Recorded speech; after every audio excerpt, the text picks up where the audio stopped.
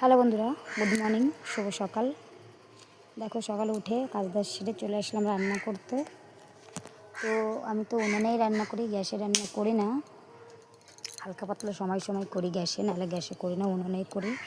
তো আজকে সকালে রান্না হচ্ছে বটবটি দিয়ে আর আলু দিয়ে ভাজবো।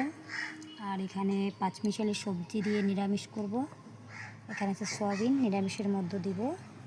তো এটাই হচ্ছে আজকে সকালের রান্না।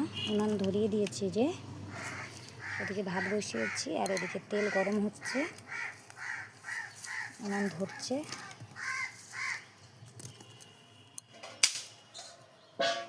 এদিকে বনি বাজি ফুটাচ্ছে।